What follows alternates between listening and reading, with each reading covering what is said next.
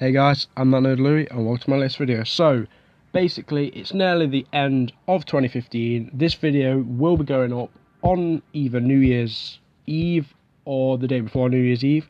It depends on just which video I get to upload first, because there's going to be hopefully one video today, one video on New Year's Eve. I'm recording this the day before New Year's Eve, so it's New Year's Eve or whatever you want to call it.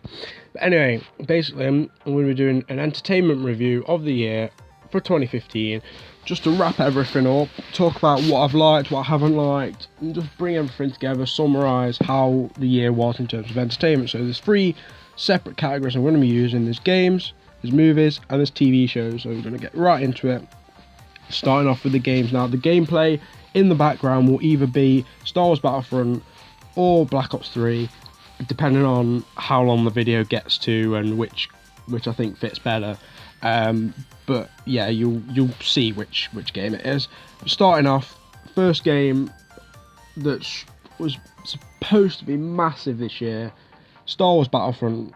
Mentioned it might be a clip. You might be watching me play it right now, but Battlefront, it's a good game. Like, I really enjoy playing it. It's a really fresh, new first person or third person shooter, depending on how you prefer to play it. I prefer to play it in third person personally. It's just a really solid game to play, but it's still disappointing. We were led to believe that it was going to be this magical, amazing, the best Star Wars experience you could possibly have, and then we've just been left disappointed by EA with the lack of modes they've put on. Most of the modes are basically the same. There's only a few that I enjoy playing, which is like basically Fighter Squadron, Walker Assault, Supremacy, and Blast. I don't play any of the other modes pretty much. I've played them like maybe once or twice each. Haven't even played Droid Run.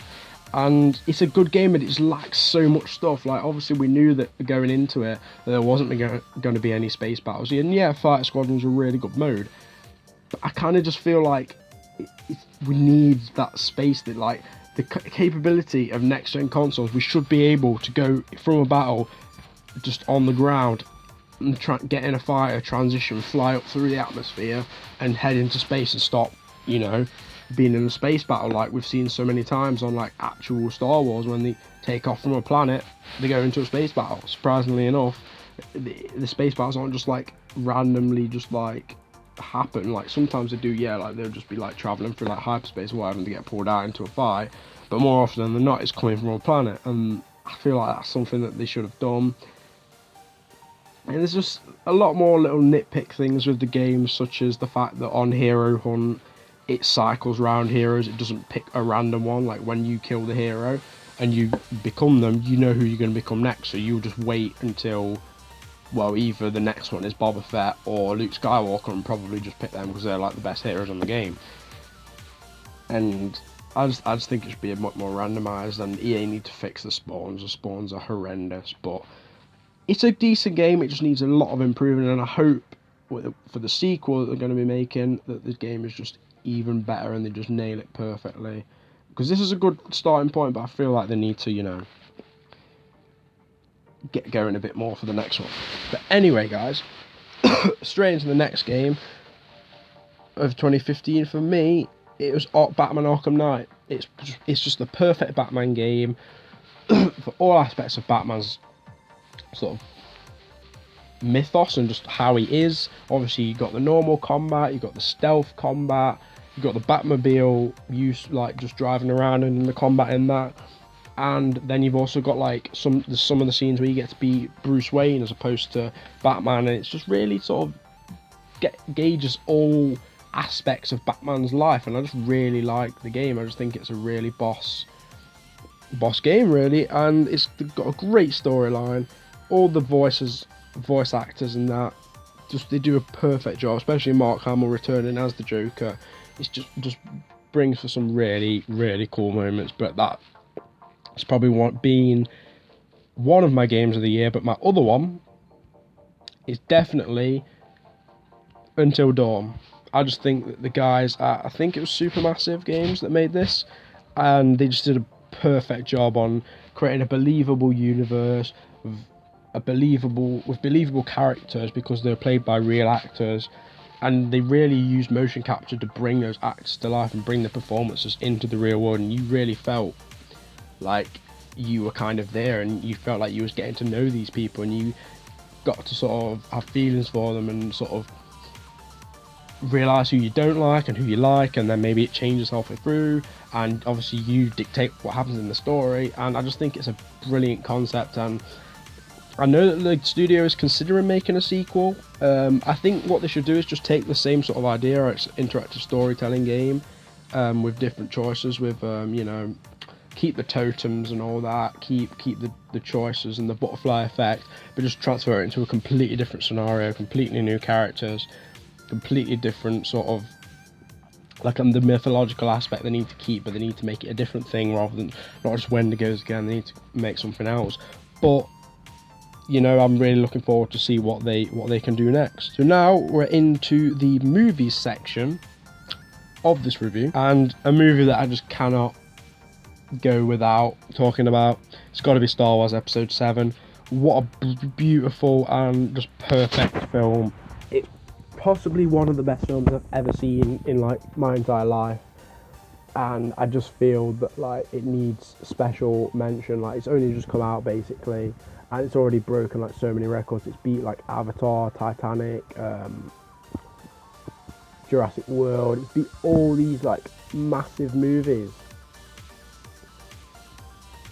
to become just amazing, really. And it just blows my mind that I've watched it 3 times, and each time, even the third time, I just enjoyed it so much, and I really can't wait for it to come out on sort of like DVD and all that, and because it's just going to be a film that I'm going to watch loads. And I think even if you don't like Star Wars, the beauty of this film is, like, even if you've never watched Star Wars before, you can watch this film and it's still a pretty good movie. It's just amazing. Even if you don't sort of get what's going on, you can still connect with the characters, and it's a simple enough plot that anyone can understand. It's not too complicated, which I kind of think is where a lot of people think the prequels went wrong. They're a bit more complicated, as opposed to the original trilogy movies, which were just sort of, which were, no offense to them, but pretty simplistic. So, you know, people definitely enjoyed that. And moving on from that to the next film that I thought was one of the best this year, Spectre, the new James Bond film. I wasn't sure what to expect from it, because basically Casino Royale was okay, Quantum of Solace was pretty dire, Skyfall was just beautiful and amazing. It was just one of the best films ever. And then Spectre, I wasn't really sure if they can carry that on, if they could make another one that's as good as Skyfall, and credit to them, they did. They made one that was, it's compelling story, twists and turns throughout. It's just so many references, so many little, the jokes are amazing, the characters are amazing. Daniel Craig put in another great performance, and you know, with people like that, you can't go wrong, really. I mean, it just blows my mind. Like, I just don't like it just really blows my mind, really, about how good that movie actually was.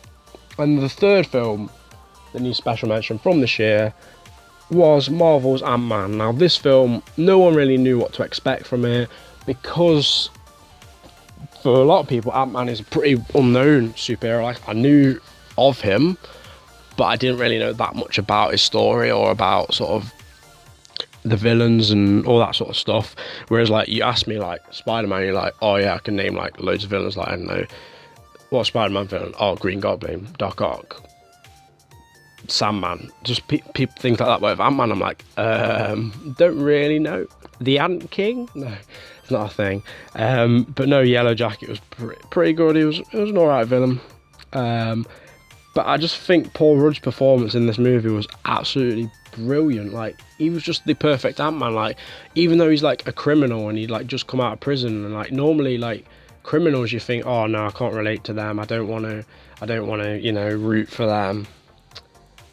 But with this guy, you really, really want to root for him. I mean, he's the underdog, he's the loser. Everything in his life is just going wrong, and he just wants to be able to give his sort of look after his daughter. And it's the classic sort of oh, it's the dad, the mum doesn't want to be with anymore, and they get called a waste of space and all that sort of thing, and then before you know it, there's someone else in there. Obviously, he's feels like he's competing for his daughter with her, and in the end, he just comes in and saves her. And the final battle is just so brilliant. I mean, just the scene where the Thomas the Tank Engine gets hit by the sort of growth ray thing, and it just grows massively and just smashes straight through his daughter's bedroom window. Oh my god, I was dying. Like the whole cinema was like dying. It's just such a funny moment just to see that, and that just makes it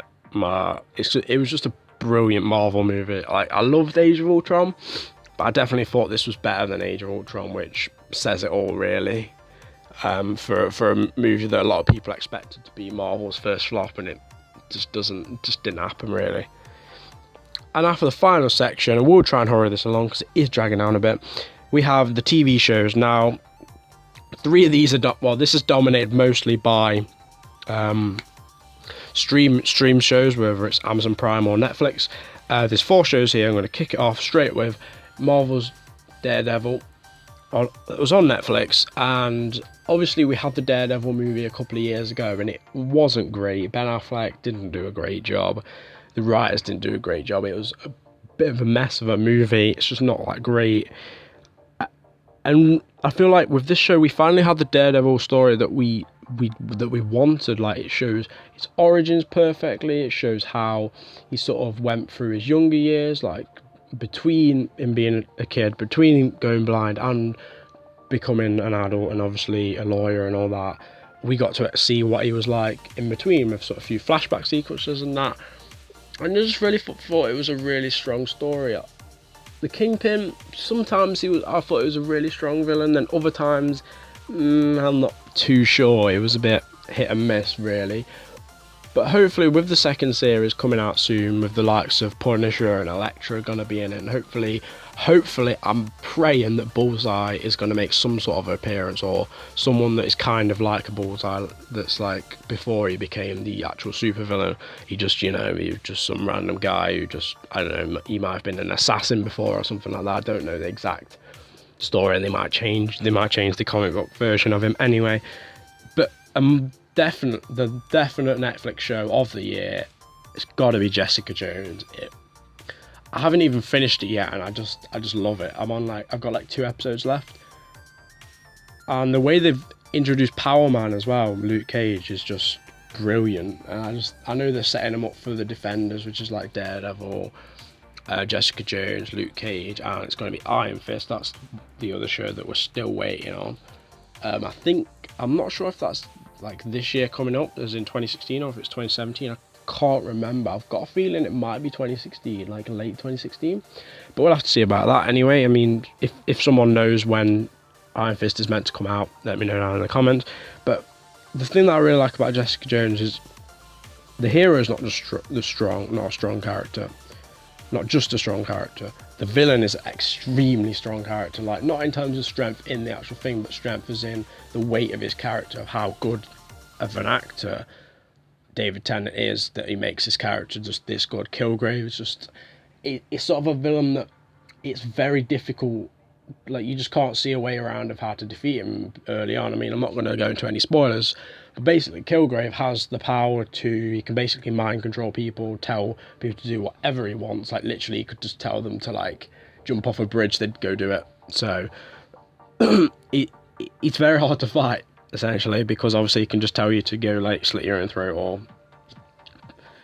murder your best friend, something like that, and whatever he says you do. And it's just a really sinister and clever villain. But he's not just straight up evil, he's evil, but he's innocent. Like when he does stuff, he doesn't see the problem with it, and it just makes for some really, really funny moments. But obviously there's a lot of the stuff he does is pretty brutal, but he goes about it in a way that's still a bit funny at the same time as being like dark and evil and all that sort of stuff. Anyway, next show we're going to move into is Doctor Who, for Peter Capaldi's second series. Well, half of his second series, I guess. Yeah, I guess his first series was kind of included in that as well. because it's 2015, and I really think he had a really strong. He's had a strong run so far. I think he's had some great episodes. The writing's back to the way it was before when sort of David Tennant was around. It feels that good again. I think Moffat's finally pulled his finger out and finally got the writing correct, because the Matt Smith episodes were a bit on and off because the writing was basically awful. But yeah, I think Capaldi is a brilliant Doctor. I mean, there's rumours that he wants to leave, which I guess is a very pressurised job. Obviously, you've got to live up to the expectations, and the BBC aren't the nicest company to work with, so you know, I can kind of understand. But you know, he's doing great at the minute, and I'm sure the second half of this season, whoever the companion is going to be, because obviously Jenna Coleman left, so Flora's not in the show anymore. Well, she's kind of is. She's not dead. She's just around. She has managed to get her own TARDIS, which is completely mad. Like, I just love the little twists in all these episodes, especially right at the end of the last one when she's in the TARDIS is an American diner, and I love the bit when they show what the TARDIS looked like before, like obviously before it got the Doctor's one got stuck as a police box. I just thought that was brilliant.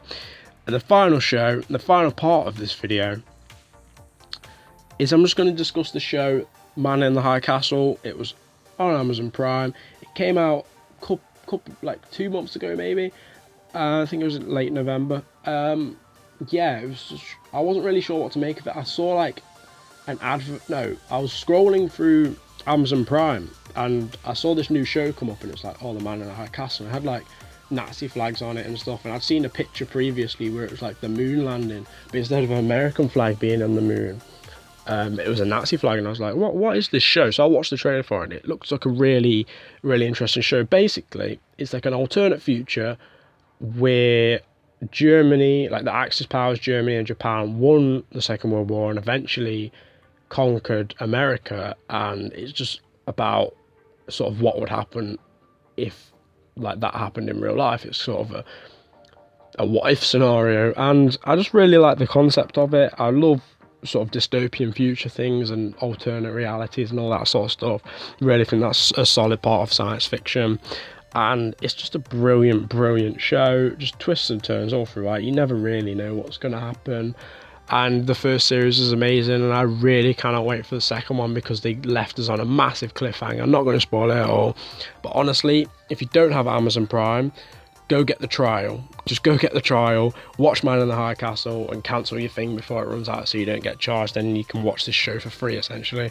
If you already have Amazon Prime, you haven't seen the show, just go do it, because I can promise you, you will not regret it. As with any of the shows or films or games, I recommend that you try them. Even though Battlefront was a little bit disappointing, it's still a really good game, and I recommend everything that I've talked about in this video. So guys, that does bring the video to a close. Hope you did enjoy. Leave a like if you did. Comment on what your favourite entertainment sort of things were in 2015, whether it's games, movies, TV shows. Just let me know down in the comments.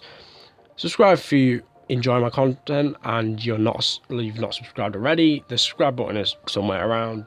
You can find it. YouTube move it around all the time, so I don't have a clue. But anyway guys, thanks for watching. See you next time. Take care and have a happy new year. Just have a happy new year basically, and hopefully a good start to 2016 when I'll be bringing you guys